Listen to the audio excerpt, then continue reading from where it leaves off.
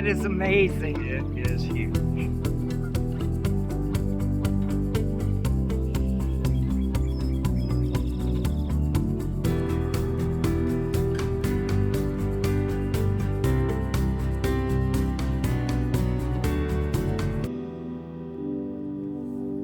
Hi, Hi, Nancy. Welcome. Jerry. Hi. Joe. Good to see How you. are you? Hello. Hi, welcome, Jeff. Thank you. I have not been here before, and it's a place I could not imagine seeing. Tell me where we are. You're at Wingfoot Lake. It's a Goodyear blimp base here in Akron, Ohio. It's built in 1917, and it's the oldest operating airship base in the U.S. Question, Joe. Is it an airship? Is it a blimp? Is it a dirigible? We hear those terms, but they're not all the same. It's dirigible. You know, all blimps are dirigible, not all dirigibles are blimps. So it's a dirigible, but it's technically not a blimp. The blimp, its shape is maintained just by the pressure of the gases inside alone. So if you were to deflate a blimp, it would just go down to an empty bag of nothing. What we have is a semi-rigid airship. It's got a structure inside that helps support the gondola and the engine. We still answer to Goodyear blimp. The Goodyear semi-rigid airship doesn't really roll off the tongue. We still answer to blimp. Or you're known nationally as the Goodyear blimp. Well, yeah, and Goodyear is justifiably famous for this. Now, how big is your fleet? The fleet is 3 ships, and we have one based in Akron, Ohio, one on the south side of Los Angeles in Carson, California, and then one in Pompano Beach, Florida, which is just north of Fort Lauderdale. Well, there's a lot going on here in the hangar. What is happening back there? I know there's obviously one of your ships in place. Yeah, this is the California airship, and once a year we bring it back from California to do maintenance on it. It must take a while to get here from California. Yeah, it's usually scheduled for 8 days, but Joe and I brought it across this year, and due to weather, we were out on the road for 21 days. You see it flying and you imagine what would it look like from the ground, and it's big. So we're really excited to see one up close. Yeah, once you get up close, you realize how big it really is. It's 246 feet long, 300,000 cubic feet of volume inside that thing. So it's pretty impressive when you're up close. And people get confused. The lifting medium is helium.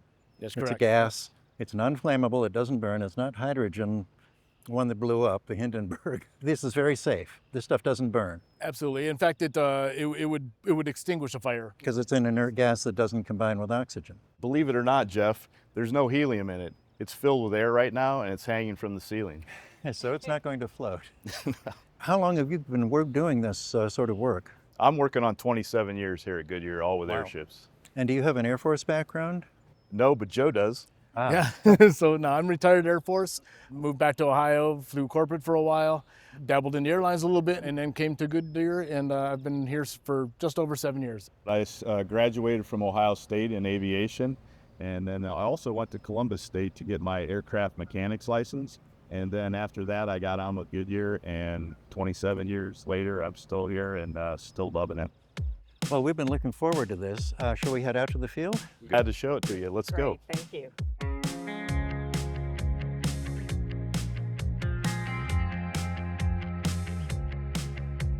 We're so proud of this being in Ohio. Yeah. Ohio born and bred, never left the state. Absolutely.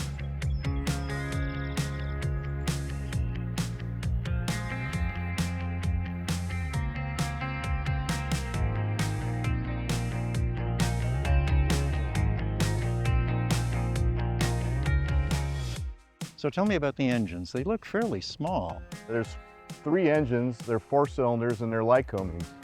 And as you can see from the propellers, they look kind of small up towards the blimp, but actually that propeller is 9 foot in diameter as it spins. And the engine on the tail is geared towards 2 propellers. So actually there's 2 propellers on the tail of the airship. Okay. So what are these little markings here that are on the sides, those little tabs? Those are actually little hooks, and we use those when we install the night sign. Ah, There's a bunch of little kind of bungee cords that bungee to all those hooks, and it's a flexible sign with 36,000 little LED lights.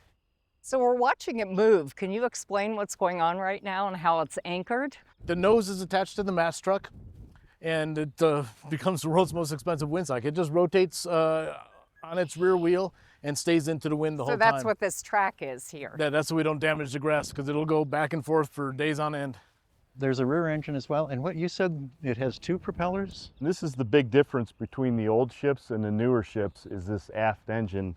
It helps us stay into the wind.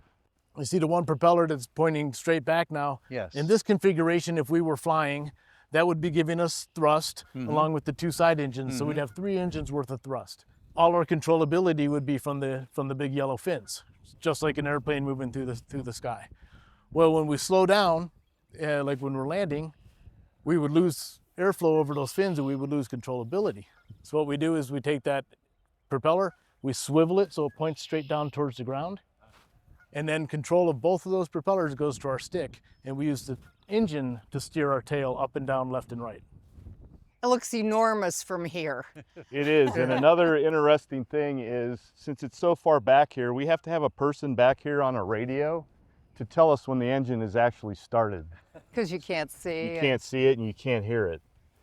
Tell us about the material, the exterior material of this. Well, this material, it's called Tedlar, and then it's infused with polyester and coated with polyurethane. That gives it its strength and it keeps the helium inside. That's what the whole big envelope of helium is made of. It's really soft. Yeah, it's kind of like a bouncy castle. So inside that big chamber, there's 2 internal air bags, and those inflate and deflate in order to maintain the overall pressure of the airship.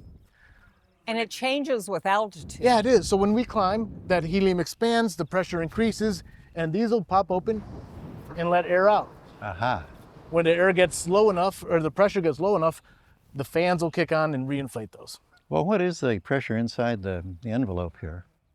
It's real low pressure, believe it or not. It's we fly around at about 400 or so pascals, so really only about a 30th of a PSI. But it's enough to keep the shape Just of to keep the turret? shape of the ship. Wow. The amazing thing is that ballonet technology has been around since 1910. Explain that term. So the ballonets are those internal airbags. Okay. So it's a small balloon. There's a guy sitting in the gondola. What is he doing? He's called the watch, so 24 hours a day we have a person with the airship, so he monitors the pressures and temperatures of the helium. And also, as you see today, it's kind of windy and you might see the airship go up, but he flies the airship on the mast. Well, we know a lot more about blimps than when we arrived, but of course the best part would be a ride on one of these. Is that going to be possible? We'd love to give you a ride, Jeff, but it's just a little too windy today. Yeah. But our schedule takes us down to Columbus in a couple weeks and we could take you a ride there. Well, that sounds like a good solution. Yeah, we're very weather dependent. This thing handles like a boat on the water sometimes, like an airplane, like a helicopter, and on a gusty day like today, it's just quite a handful. Thank you for a great day up here at Wingfoot Lake, and we look forward to seeing you in Columbus. Thank you, Jeff. We'll see you there. Bet.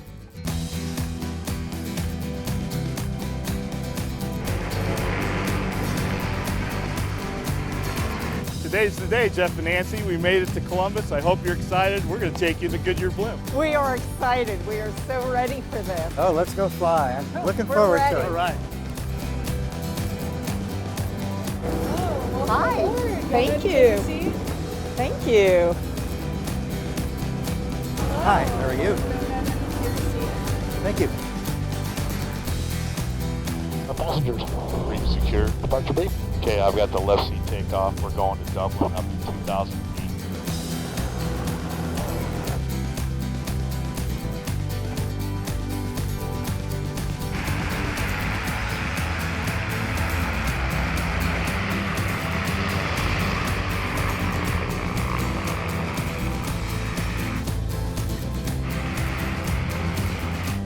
So smooth.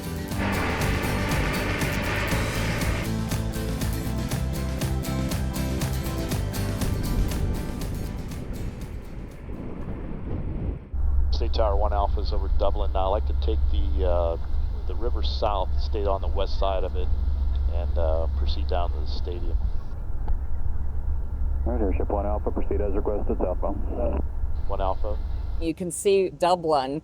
This was all farmland 40 years ago. Oh, yeah. It's really interesting to see the outer belt, the interchanges, and that huge development. Bridge Park. There's the historic town right there, the old cemetery and the church. And you can see our shadow, too. We call it the blimp torpedo sometimes, or the blimp shark. When we do sporting events, we're very aware of where that shadow is. Especially golf, we don't want it to drift. You know, when a guy's addressing the ball, teeing up, yeah. and it drifts over, it can be really distracting. These are your crews doing all the video, all the camera work. Yeah. Right? So actually, the seat you're sitting in right now, that seat comes out, and the equipment rack gets put in its place. It's about yay big, like a dorm refrigerator, a small apartment refrigerator size. The operator sits right where you're sitting, Nancy. And then the camera itself is about the size of a beach ball, and it's on a turret, and it gets mounted out underneath the nose of the gondola outside. And that thing can spin around 360 degrees. It's gyro stabilized, so we could be bouncing around in the wind up here, but at home you guys got a nice smooth picture.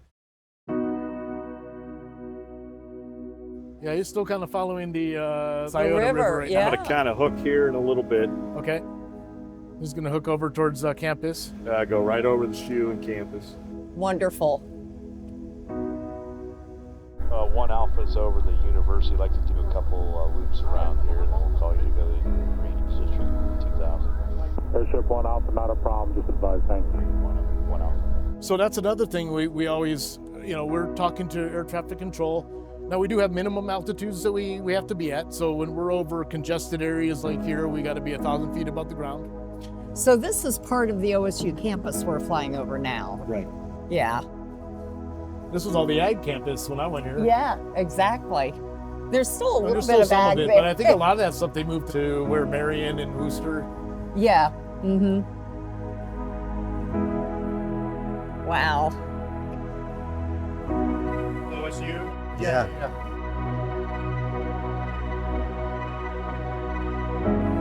Yeah, this must be really fun during a game.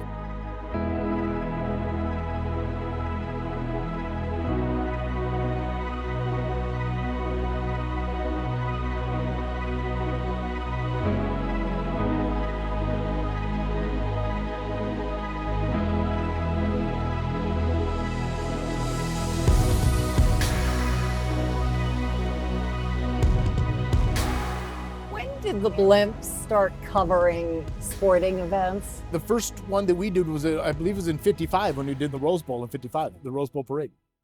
It's what made Goodyear decide to use a blimp for advertising. It's a Goodyear tire and rubber company, right? Not just tires.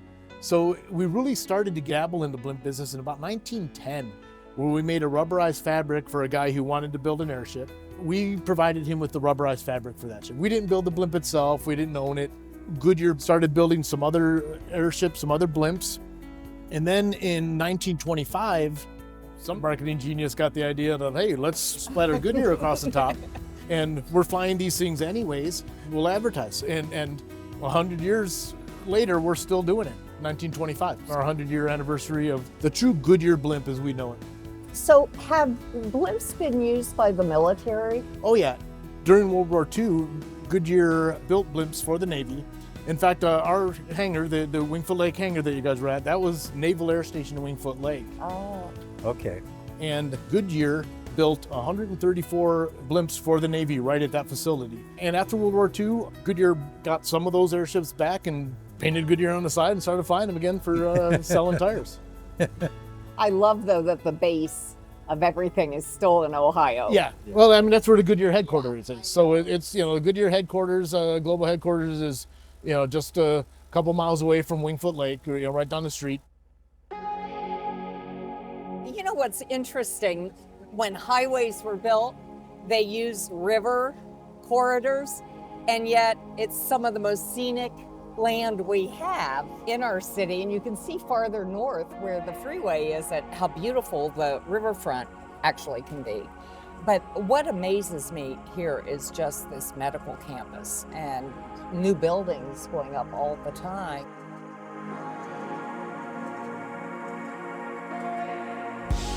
And the Oval. And the beautiful thing about the Oval is the library at one end of it and the Wexner Center at the other, and those historic buildings around it. That's kind of the iconic image whenever they show OSU on, during a game and they profile it, that's part of what they show.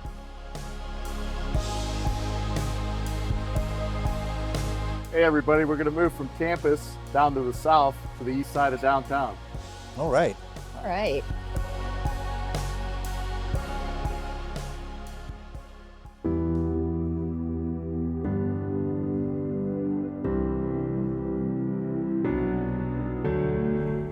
Convention Center. Well, you really see the freeway system from here. There's highways everywhere.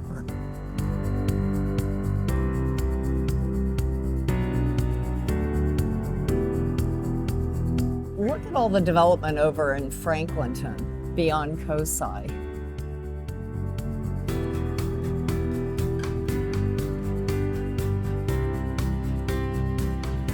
I love the Veterans Memorial Museum from the air. It's dramatic architecture, but it's set in that green space, and the space that's just on this side of it is a memorial garden, which is quite beautiful.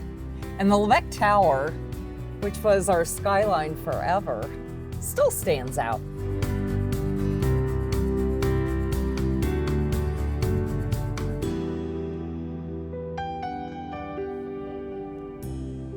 If you see a photo of Columbus on the news, they always show the Levesque Tower in the riverfront. That was actually used as a beacon for the first flights out of what became Port Columbus. And the Broad Street Bridge, that one's been replaced, but it used to have a sign painted on it, airport with an arrow. And that was the only tall building. And if you followed it, you did get to the airport eventually. But it's a beautiful downtown view.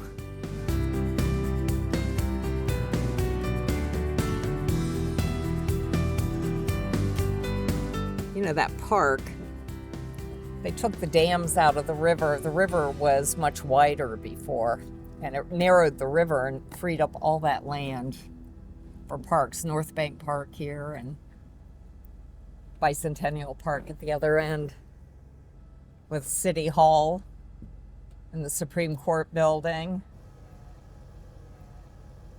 And we're right over where the Penn used to be. The Ohio Penn was literally where North Bank Park is there, those new residential buildings all the way over to the baseball stadium, and then the whole arena district. Oh, wow. This is gorgeous.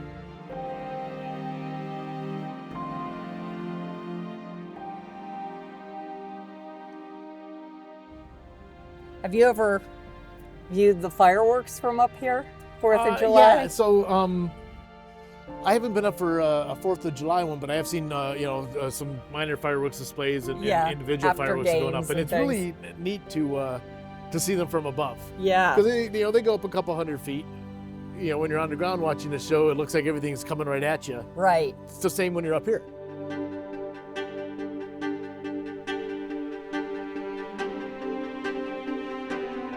Airship 1 Alpha, you're going to be hanging out downtown for a little while?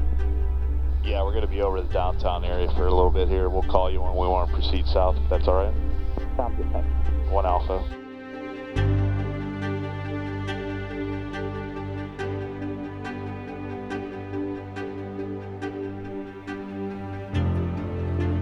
It's beautiful. The sun reflecting on the river, and then all of German Village. Look how dense German Village is. All those little buildings and trees. What is German Village today? Those same buildings extended well into downtown, and they were torn down during the urban renewal period. And you can see that area just north of the freeway. So the neighborhood extended where the freeway is all the way down to where Grant Hospital and the library are, just those little small brick houses on little city lots. A lot was lost. In fact, as we fly over and we look at all these freeways, most of these had neighborhoods that were taken out, especially over on the east side, separated downtown from neighborhoods on the Near East Side. Over in Franklinton, the freeway we see over there, that was a neighborhood on Sandusky Street that was cut through.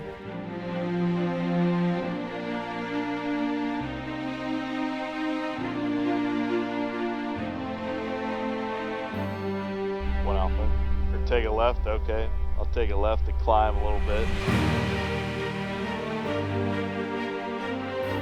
It's working with airports and traffic flow. If you work with them and kind of research it beforehand, it works out, yeah.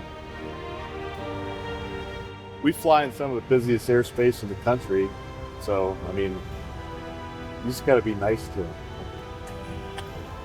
We usually have the right of way, and the thing is, we're moving so slow, we're almost like a fixed object. So usually the guys, air traffic controllers, are really good, can work with us and get us what we need. Jerry, I love how you make this hover. It's such an interesting welcome. sensation to be hovering and not Yeah, moving, that's but right. have this Isn't bird's that eye. neat? You know you're in the air, but it sort of doesn't compute. Yeah, it's neat to do it.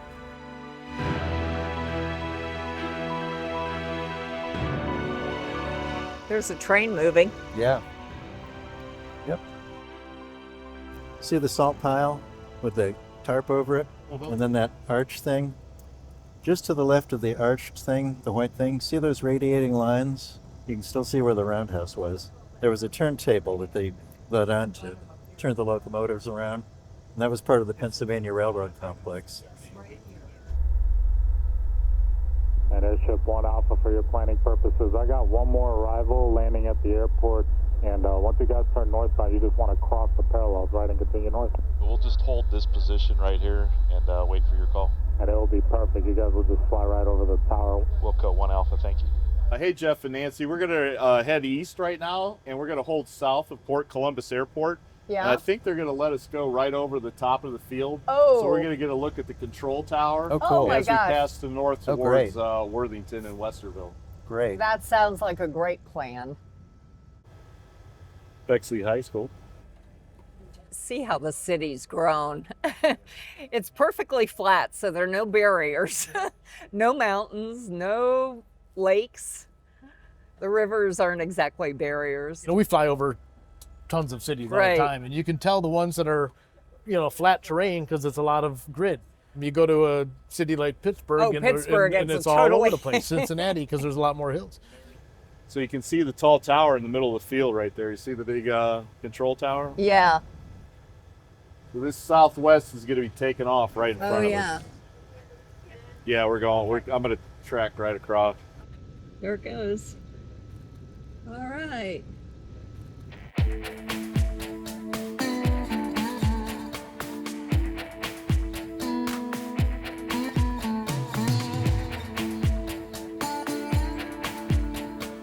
Crossing the runway and looking down below as planes are getting lined up to take off. Yeah.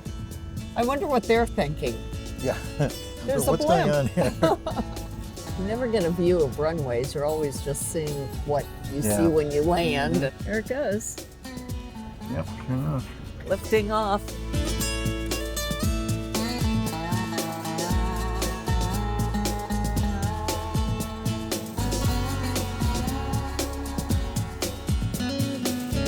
Going right over top of like the eastern area up in towards Westerville. Then it'll work its way over towards Worthington and back into Great. OSU Airport. What a tour.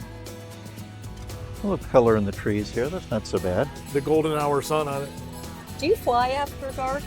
Oh yeah, we're You can, you yeah, we just don't. certainly do. But we fly at night for probably I would say the majority of our game, and then all weather.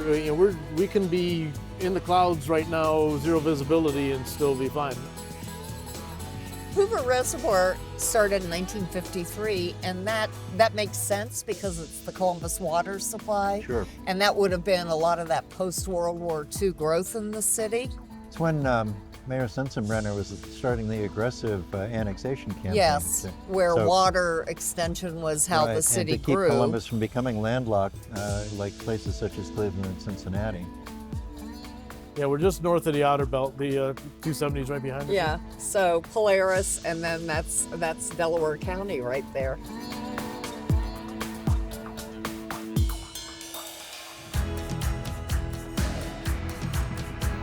What did you think? I didn't know what to expect, and I just think I can't believe we could hover. But going at this pace, what you see, but you get the expansive view, as well as being able to see detail. I never imagined seeing the city this way. The Goodyear people are just wonderful. They are so Accommodating, open, accommodating, excited. friendly. What a perfect time of day to end a trip like this.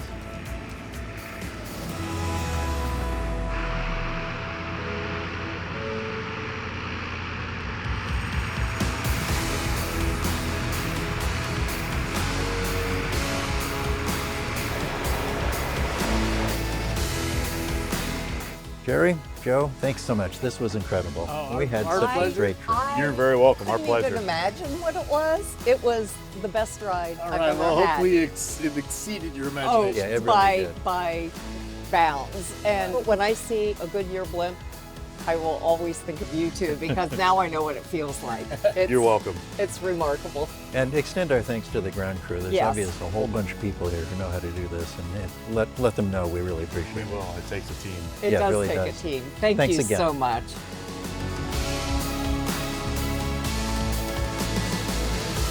Thank you all of Yes, you. thank you all. This was terrific. Oh my gosh, what an experience that is. Yeah, it was. It's indescribable. it couldn't have Oh been my better. gosh, Couldn't have it been was the better. best.